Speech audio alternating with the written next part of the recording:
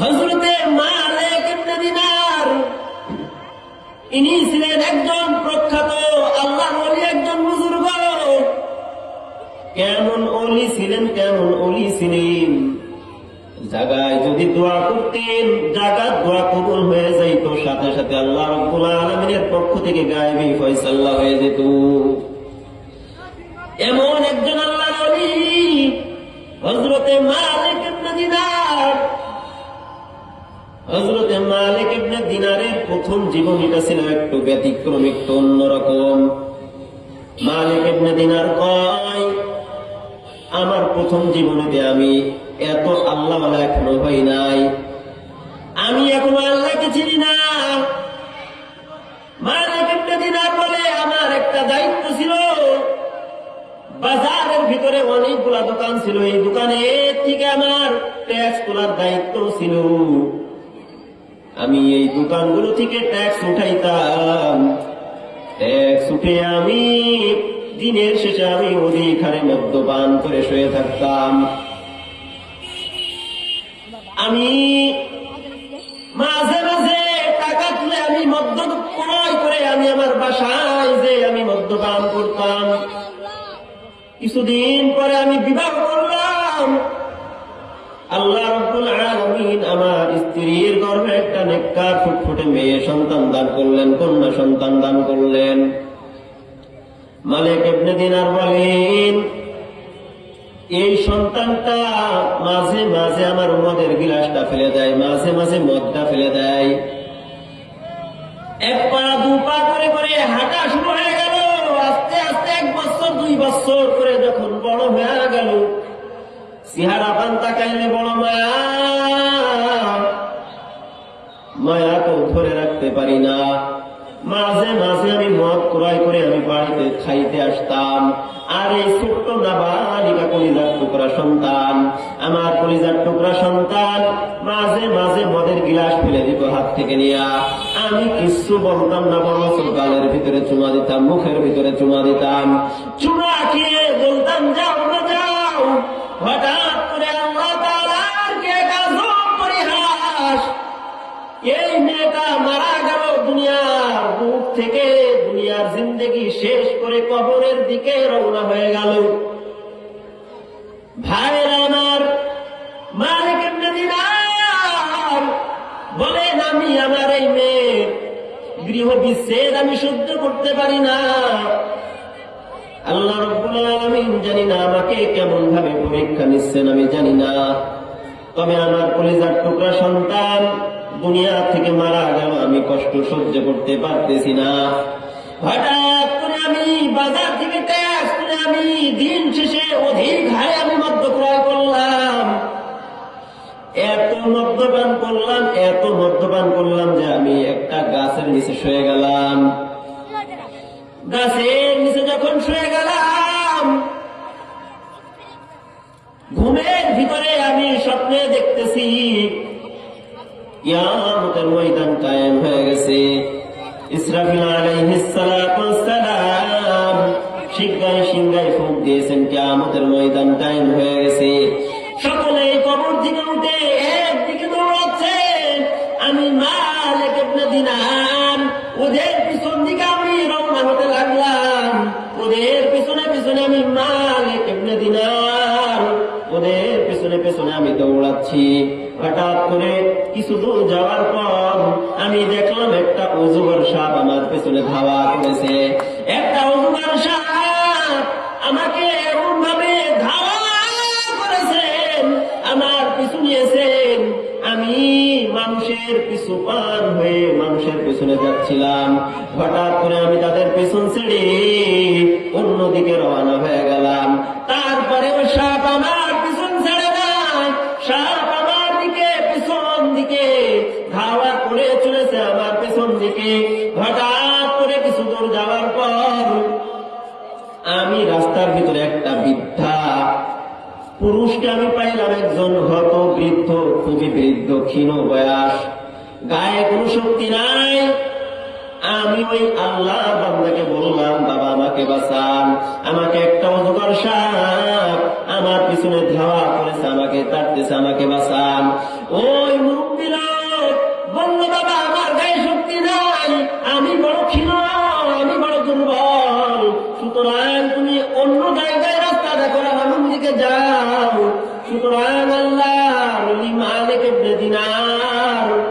বলতেছি আমি সামন দিকে দৌড়াইতে লাগলাম। দৌড়াইতে দৌড়াইতে সামন দিকে দেখলাম আরেকজন দাড়ি পাকা মুরব্বী দাঁড়িয়ে আছে। আমি তার কাছে সাহায্যের জন্য ছুটে গেলাম। আমি বললাম, বাবা আমাকে সাহায্য করো, আমি বড় বিপদে। আমার পিছনে একটা বড় ধরনের অজগর সাপ আমাকে তাড়া করেছেন। সুতরাং ওই মুরব্বী লোকটা আমার অ্যান্সার দিল, বাবা আমি বড় ক্ষীণ, আমি বড় দুর্বল, সুতরাং তোমাকে আমি বাঁচাতে পারবো না, তুমি অন্য জায়গায় রাস্তা দেখো, অন্য জায়গায় সাহায্য তুমি তালাশ করো রে ভাই, আমি তোমাকে মোটেও সাহায্য করতে পারবো না। এই মালিক ইবনে দিনার বলেন, আমি সামন দিকে আগাইতে লাগলাম। সামন দিকে আগাইতে আগাইতে দেখলাম সুন্দর একটা কারুকার্য মণ্ডিত স্বর্ণখচিত একটা বিল্ডিং, সুন্দর একটা বিল্ডিং দেখা যায়। আমি ওই বিল্ডিং এর ভিতরে উঠে গেলাম। উঠে যাওয়ার পর ওখানে একটা রুমের সামনে একটা গেট দারোয়ান ছিল। ওই গেট দারোয়ান বলল, এই বাচ্চারা তোমরা দেখো একজন মানুষ নিচে হয়তো বা কোনো বিপদে পড়েছেন, দেখো এই ঘরের ভিতরে তার কোন আমানত আছে কিনা। এই মালিক ইবনে দিনার দৌড়াইতে দৌড়াইতে যখন ওই সুন্দর ঘরের কিনারায় যখন যায়, তখন তার মধ্য থেকে ওই ছোট্ট মেয়েটা যখন যেই সময় দুনিয়া থেকে মারা গিয়েছিল, ওই ছোট্ট সন্তান ঘরের ভিতর থেকে দৌড়াইয়া দৌড়াইয়া আসতেছেন। আর বাবাকে বলল, বাবা কি হালাত তোমার, কি এমন অবস্থা, তোমার চেহারার ভিতরে কিসের ভয়, তোমার চেহারার ভিতরে তো ভয়ের আলামত দেখা যায়। আব্বা যখন মালিক ইবনে দিনার ওই ঘরের ভিতরে যেয়ে বসলো, আর ওই ছোট্ট সন্তান যেটা দুনিয়ার ভিতর থেকে মারা গিয়েছিল নাবালেগ অবস্থায়, ওই মেয়েটা এসে বাবার কোলের উপরে বসলো, বাবাকে অনেক রকম প্রশ্ন করতে লাগলো। এর পর্যায়ে মালিক ইবনে দিনার মেয়েকে বলল, মা কি হালাত, এখানে তুমি কি করো? ওই মেয়ে বলল, আব্বা দুনিয়া থেকে যারা ছোট অবস্থায় যারা মারা যায়, নাবালেগ অবস্থায় যারা মারা যায়, তারা এখানে এই জান্নাতের ভিতরে হযরতে ইব্রাহিম আলাইহিস সালাতু ওয়াস সালামের কাছে এরা আমানত থাকে। বরঞ্চ আমি এখানে ভালোই আছি, আমি জান্নাতের মেহমান হয়ে গেছি। তখন আল্লাহর ওলি মালিক ওই মেয়েকে জিজ্ঞাসা করতেছেন, ও মা, আমি যখন রাস্তা দিয়ে আসছিলাম আমার পেছনে একটা অজগর সাপ, ভয়ানক সাপ আমার পেছনে তাড়া করেছিল, ওই সাপটা কি? ওই ছোট্ট সন্তান কয়, আব্বা জান ওই অজগর সাপ হলো আপনার পাপ, এটা হলো আপনার পাপ কাজের ফসল। এক পর্যায়ে আবার সে প্রশ্ন করে বসলো মালিক ইবনে দিনার, বলল, আমার কলিজার টুকরা সন্তান, আমি রাস্তার ভিতরে দুইজন হতবৃত্ত দুইজন পুরুষকে দেখতে পেয়েছিলাম, যাদের চুল দাড়িগুলো ছিল সাদা, গায়ে মোটেও শক্তি ছিল না, ওই দুইজন কারা? মেয়ে বলে, আব্বা জান ওই দুইজন হলো আপনার নেক আমল, আপনার নেক আমল ছিল অনেক দুর্বল, অনেক দুর্বল, আপনার নেক আমল দুর্বল থাকার কারণে আপনাকে সাহায্য সহযোগিতা করতে পারে নাই। ও আব্বা, সুতরাং তোমার কি এখনো সময় হয় নাই আল্লাহ তাআলার দিকে রুজু হওয়ার? তোমার এখনো কি সময় হয় নাই নামাজ পড়বার? এখনো কি তোমার সময় হয় নাই তওবা করার? ও বাবা, তুমি কবে ফিরে আসবা আল্লাহ তাআলার দিকে? তওবার দিকে তুমি কখন ফিরে আসবা আব্বা? সুতরাং ছোট্ট সন্তান যখন মারা যায় নাবালেগ অবস্থায়, এরা নিষ্পাপ, সুতরাং এরা বিনা হিসাবে জান্নাতের মেহমান হয়ে যায়। ওই মেয়েটা মালিক ইবনে দিনারকে বলল, ও আব্বা, সাথে সাথে তওবা করে নাও, এখনো কি তোমার তওবার সময় হয় নাই? এই জন্য আমি বলতে চাই, এই বৃদ্ধ বাবাজিরা, এই যুবক ভাইরা, এখনো তোমরা যারা আল্লাহ তাআলার দিকে রুজু হও নাই, এখনো তোমরা এখনো তোমরা যারা আল্লাহ তাআলাকে ভয় করো না, এখনো সময় আছে, তওবা করে নাও, তওবা করে আল্লাহ তাআলার দিকে ফিরো, আল্লাহ তাআলার দিকে ফিরো রে ভাই, তওবা করো। যে ব্যক্তি তওবা করে, তওবার এমন এমন দামি একটি সম্পদ, যদি কোন বান্দা উহুদ পাহাড় সমপরিমাণ গুনাহ নিয়ে যদি তওবা করে, আল্লাহ রাব্বুল আলামিন তাকে সাথে সাথে মাফ করে দেয়। বলে এমন ভাবে মাফ করে দেয় যেন তার আমলনামায় কোনো গুনাহ থাকে না। মায়ার নবী বলেন, আত-তাইবু মিনাজ যামবি কামান লা যামবা লাহু।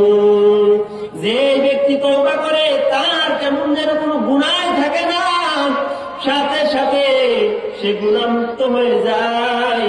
কেমন গুনাহমুক্ত হয়ে যায়, কেমন কেমন গুনাহমুক্ত হয়ে যায়। বলে একটা সন্তান যখন দুনিয়ার ভিতরে যখন মায়ের পেট থেকে জন্ম নেয়, তার আমলনামায় যেমন কোনো গুনাহ থাকে না, ঠিক তেমনি ভাবে সে গুনাহমুক্ত জীবন ধারণ করে। তবে তওবার শর্ত হলো খাঁটি দিলে খাঁটি নিয়তে তওবা করতে হবে ভাই। তওবার জন্য হলো 3টা শর্ত। বলেন কয়টা শর্ত? এই 3টা শর্ত নিয়ে যদি তওবা করতে পারেন, আল্লাহ রাব্বুল আলামিন আপনার সমস্ত জিন্দেগীর গুনাহগুলিকে মাফ করে দিবেন। তবে তওবা করতে হলে 3টা শর্তের সাথে তওবা করতে হবে। 1 নাম্বার, যখন তওবা করবেন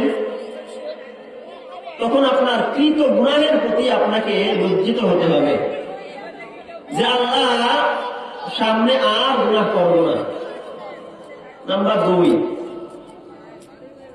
গুনাহের মজলিসে আর বসবো না, এবং এই বলে প্রতিজ্ঞা করা যে আল্লাহ সামনে থেকে 3 নাম্বার আর গুনাহ করব না। এই প্রতিজ্ঞা যদি করে তওবা করতে পারেন তো আল্লাহ রাব্বুল আলামিন আপনাকে মাফ করে দিবেন, সমস্ত গুনাহ মাফ করে দিবেন। তবে ইল্লাদ দাইন, তবে ঋণের গুনাহ মাফ করবেন না। তওবা করলে সগীরা কবিরা সমস্ত গুনাহ মাফ হয়ে যায়, এটা আল্লাহ তাআলার হক। আর যদি বান্দার হক যদি মেরে থাকো, সেটা আল্লাহ তাআলা মাফ করবে না। এই জন্য বান্দার হক এর ব্যাপারে আমরা সবাই সতর্ক থাকবো ইনশাআল্লাহ। ভাইরা আমার, হযরতে মালিক ইবনে দিনার হঠাৎ করে তার ঘুম ভেঙে যায়। ঘুম ভেঙে যাওয়ার পর সে ভাবতেছেন যে আমি কি স্বপ্ন দেখলাম আর কি স্বপ্ন দেখলাম। ঘুম থেকে ওঠার পর তার ভিতরে আল্লাহ তাআলার ভয় ঢুকে গেল। সাথে সাথে তওবা করে নিল, ও তার মালিক আল্লাহ, ও আল্লাহ, সারা জীবন গুনাহ করে করে নফসের উপরে জুলুম করেছি, আর গুনাহ করব না গো আল্লাহ, আপনি আমাকে মাফ করে দেন। ও আল্লাহ, গুনাহ নিয়ে কবরে যেতে চাই না গো আল্লাহ। ও তার মালিক আল্লাহ, আপনার নাম হলো রহমান, আপনার নাম হলো রহিম। ও দয়ার মালিক আল্লাহ, আপনি যদি মাফ না করেন আল্লাহ, তবে দুনিয়ার কোন মানুষ আমাকে মাফ করার ক্ষমতা রাখে না গো আল্লাহ। আপনি হলেন রহমান, আপনার নাম হলো রহিম, আপনার মতো দয়াময়ের কেউ নাই। ও দয়ার মালিক, আপনি আমাকে মাফ করে দেন আল্লাহ, জিন্দেগিতে আর গুনাহ করব না। মালিক ইবনে দিনার তওবা করে এমন আল্লাহর ওলি হয়ে গেলেন, এমন আল্লাহর ওলি হয়ে গেলেন, ওলিয়ে আজম হয়ে গেলেন, সব থেকে বড় কামেল ওলি হয়ে গেলেন।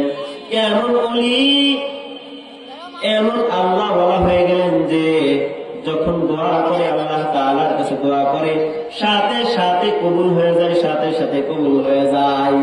সুতরাং ভাইরা আমার, বালা মুসিবত দিয়ে আল্লাহ রাব্বুল আলামিন আমাদেরকে অনেক সময় পরীক্ষা নেবেন।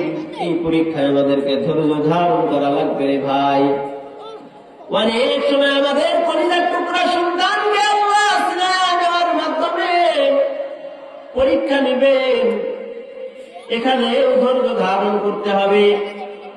এই মালিক ইবনে দিনার তওবা করার পরে এমন ইমানদার হয়ে গেলেন, এমন মুত্তাকি হয়ে গেলেন, এমন আল্লাহর ওলি হয়ে গেলেন যে আল্লাহ তাআলার কাছে দোয়া করতে দেরি, কবুল হতে দেরি না। মালিক ইবনে দিনার একদিন হঠাৎ করে নদী পার হবেন, কিন্তু নদীর ভিতরে কোনো মাঝি নাই, পাল্লা নাই, মাঝি নাই, মাল্লা নাই, এমনকি নৌকা নাই, জাহাজ নাই, স্টিমার নাই। মালিক ইবনে দিনার আল্লাহ তাআলার কাছে দোয়া করতেছেন আর বলতেছেন, ও দয়ার মালিক আল্লাহ, আমি নদী পার হবো, আল্লাহ ব্যবস্থা করে দেন।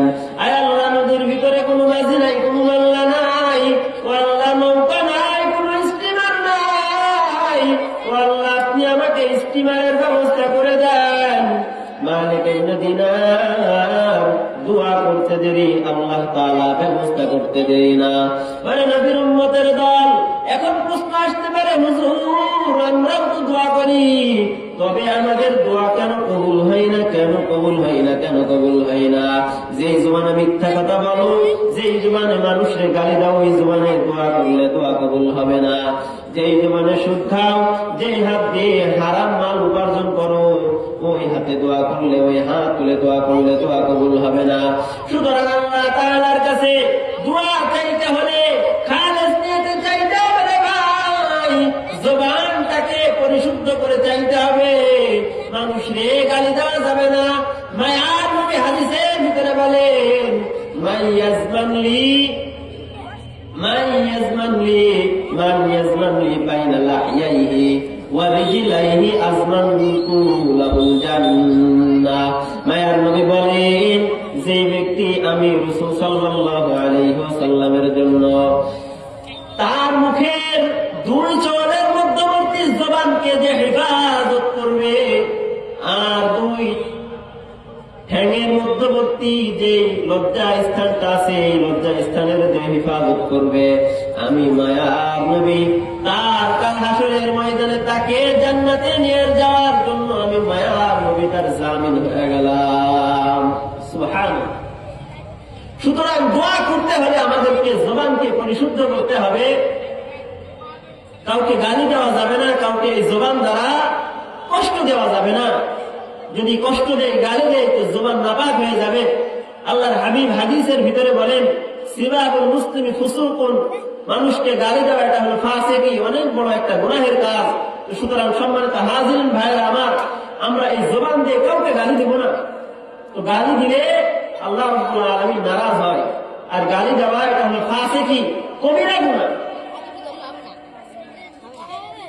আর যারা মিথ্যা কথা বলে, এদের জন্য জাহান্নাম অবধারিত। মিথ্যা কথা এমন একটা গুনাহ যেটা দুনিয়ার কেউ পছন্দ করে না।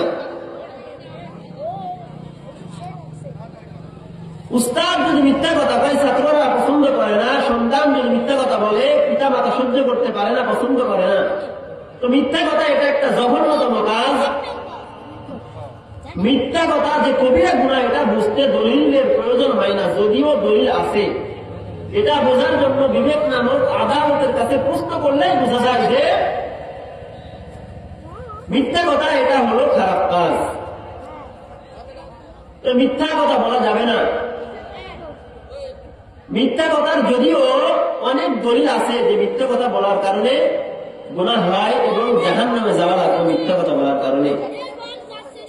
আল্লাহ রাব্বুল আলামিন বলেন, ওয়াইলু ইয়াউমাইযিল লিল মুকাদ্দিবিন, ওয়াইলু ইয়াউমাইযিল লিল মুকাদ্দিবিন, যারা মিথ্যা কথা বলে তাদের জন্য হলো ওয়াইল নামক জাহান্নাম, ওয়াইল নামক জাহান্নাম। ওরে নবীর উম্মতের দল, যারা ব্যবসায় ভেজাল করে তাদের জন্য ওয়াইল নামক জাহান্নাম। ব্যবসায় যারা ভেজাল করে, যারা মিথ্যা কথা বলে, তাদের জন্য ওয়াইল নামক জাহান্নাম। আল্লাহর হাবিব হাদিসের ভিতরে বলেন, আত-তাজির সুদুকুল আমিন মা'আন নাবিয়্যিন ওয়াস সিদ্দিকিন ওয়াস শুহাদা'i ওয়াস সালিহিন। যারা নেকভাবে সৎভাবে যারা ব্যবসা করবে, যারা রাসূল সাল্লাল্লাহু আলাইহি ওয়াসাল্লামের সুন্নাহ মেনে রাসূল সাল্লাল্লাহু আলাইহি ওয়াসাল্লামের